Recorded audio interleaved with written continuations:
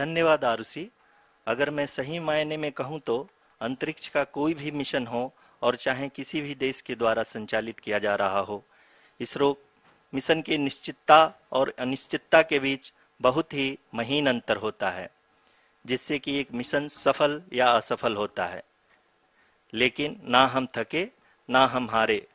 हमने पिछली कमियों को सुधारते हुए आज पूरी तरह से आश्वस्त किया है कि लैंडर मॉड्यूल निश्चित तौर पे चंद्रमा के सतह पर सेफ और सॉफ्ट लैंडिंग करेगा। सभी दर्शकों के जानकारी के लिए अब हम इसरो के अब तक के सभी लूनर मिशंस को संक्षिप्त विवरण प्रस्तुत करेंगे। जी हाँ, इसरो का पहला मून मिशन चंद्रयान-1 अक्टूबर 2008 में पीएसएलवी रॉकेट के द्वारा सफलतापूर्वक प्रक्षेपित किया गया था। चंद्रयान-1 ने चंद्रमा के सतह पर पानी की खोज करके पहले ही इतिहास रच चुका है। यही कारण है कि आजकल विश्व के तमाम अंतरिक्ष वैज्ञानिक और स्पेस एजेंसियां चंद्रमा को और करीब से जानने के लिए उत्सुक दिख रही हैं। अगर हम बात करें चंद्रयान-2 की, जो इसरो का दूसरा मिशन है, जुलाई 2019 में इसरो के सबसे ताकतवर रॉकेट LVM-3 द्वारा सफलतापूर्वक प्रक्षेपित किया गया था और आज भी लगभग 4 साल बाद यह चंद्रमा के 100 किलोमीटर के सर्कुलर ऑर्बिट में घूमते हुए बहुत ही उत्तम क्वालिटी का डेटा प्रदान कर रहा है। मिशन के प्रारंभ में इसकी आयु 1 साल निर्धारित की गई थी, परंतु LVM-3 द्वारा बहुत ही सटीक इंजेक्शन और मिशन मैनेजमेंट की वजह से चंद्रयान-2 काफी लंबे समय तक कार्यरत रहेगा। अब तक चंद्रयान-2 चंद्रमा के लगभग सभी भागों का महत्वपूर्ण पेलोड OHRC यानी कि ऑर्बिटर हाई रेजोल्यूशन कैमरा विश्व का सबसे बेहतरीन कैमरा है, जो कि चंद्रमा के सतह का लगातार पिक्चर भेज रहा है। अब मैं आरुषि जी से निवेदन करूंगा कि वो आप लोगों को इसरो के वर्तमान मिशन चंद्रयान-3 के बारे में बताएं। अभी आपने मिश्रा जी के द्वारा सुना इसरो के अब तक के लूनार मिशंस का विवरण। अब चलते हैं towards Chandrayaan-3, the follow-up mission of Chandrayaan-2, which has been designed to accomplish our mission goals. The primary objective of Chandrayaan-3 mission is the demonstration of safe and soft landing on the lunar surface. This demonstration is a critical aspect for ISRO's future interplanetary missions. In addition to this, the mission objectives also include demonstration of roving capability and conduction of in situ scientific experiments on Moon's surface. Carried on the shoulders, previous drop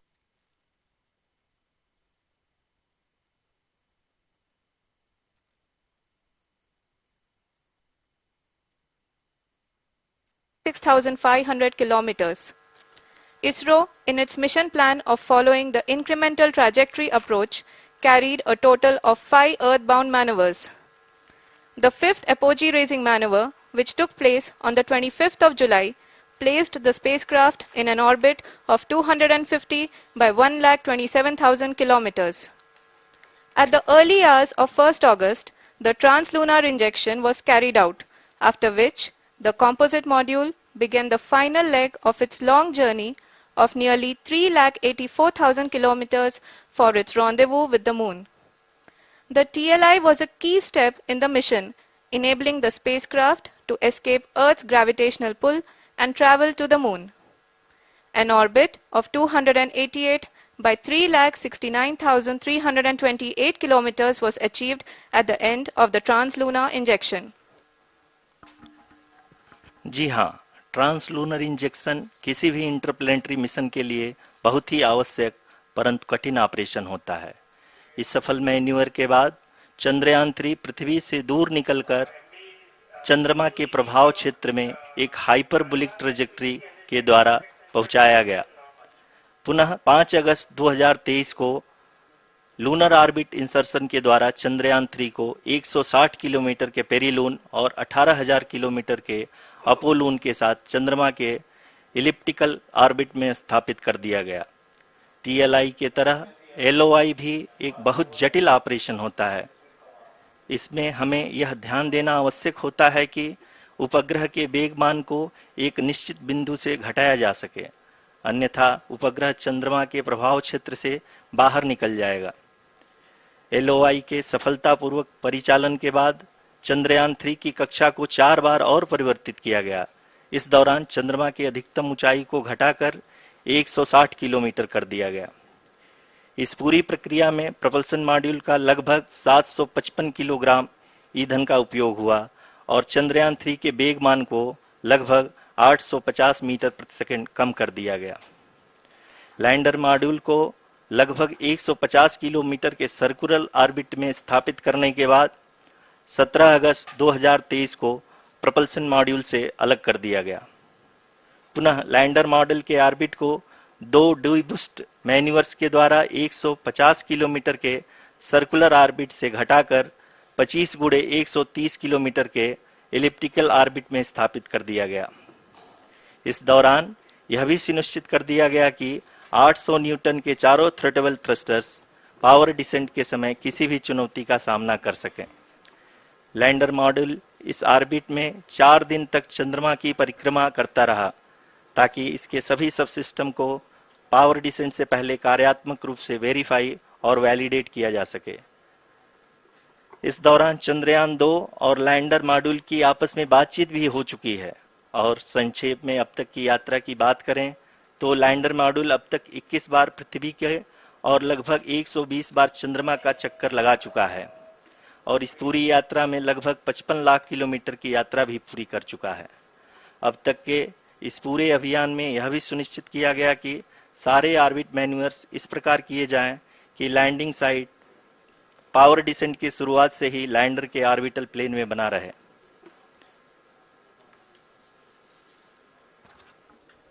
Make it further That is true complicated. indeed. We have arrived at the crucial juncture wherein the orbit plane contains the desired landing site at the start of powered descent.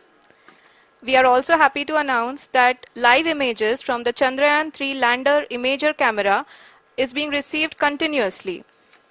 The demonstration of soft landing on the moon's surface is no ordinary feat due to the innumerable challenges and complexities involved. The lander velocity has to be killed from nearly 6,048 kilometers per hour without any aid from the thin and tenuous moon's atmosphere. The lunar dust at the time of landing and the craters and boulders scattered over the moon's surface make it further complicated to achieve this. The new and improved Chandrayaan 3 design has been built after envisaging all the scenarios which the lander module can encounter.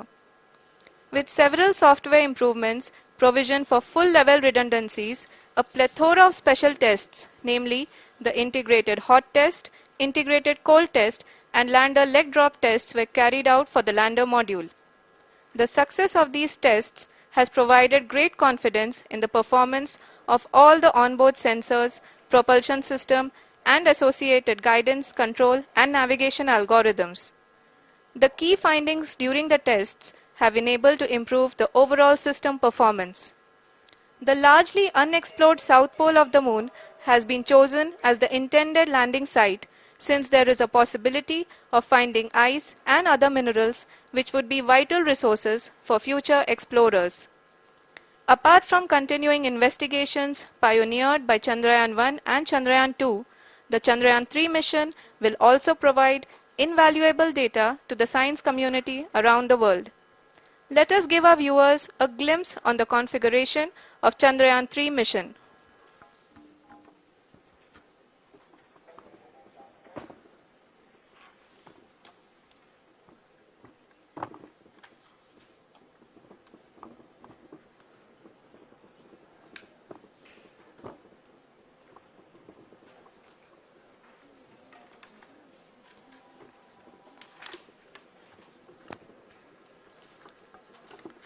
Chandrayaan 3 का mission plan लगभग चंद्रयान 2 के तरह ही बनाया गया है।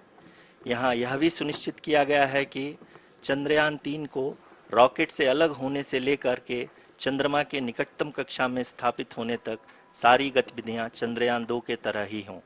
और अब हम यह कह सकते हैं कि यह प्लान पूरी तरह से 100% सफल रहा। हालांकि लैंडर मॉड्यूल के सेंसर्स और प्रोपल्शन सिस्टम को इस तरह से मजबूत किया गया है कि लैंडर पावर डिसेंट के समय किसी भी आपदा से बाहर आकर के मिशन के मुख्य उद्देश्य को पूरा कर सके। इस क्रम में लैंडर के मुख्य सेंसर्स कारा, लासा, LHBC, LDV और LHDAC का कार्यात्मक परीक्षण भी किया जा चुका है। LDV जो कि पूर्णतः स्वदेशी तकनीकी से बनाया गया एक नया सेंसर है, इसका मुख्य कार्य लैंडर के वेलोसिटी को तीनों अक्षों में कंप्यूट करना है। पावर डिसेंट के दौरान लैंडर के सटीक पोजीशन और वेलोसिटी का ज्ञान होना बहुत ही आवश्यक है।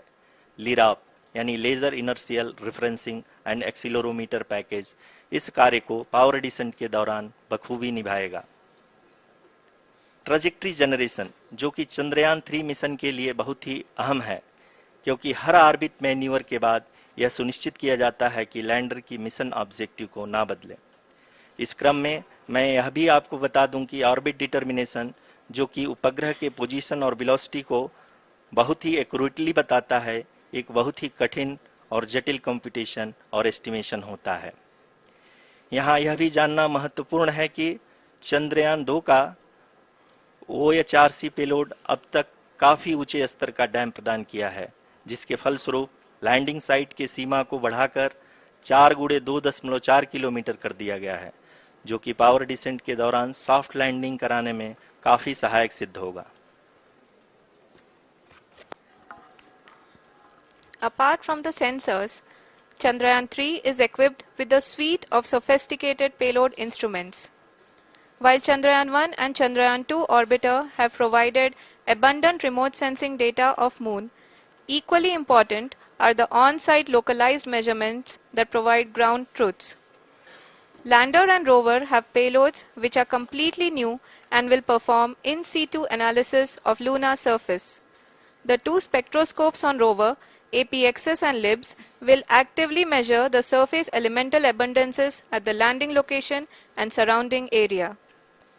The lander carries a seismometer ILSA that can sense impact events and lunar quakes.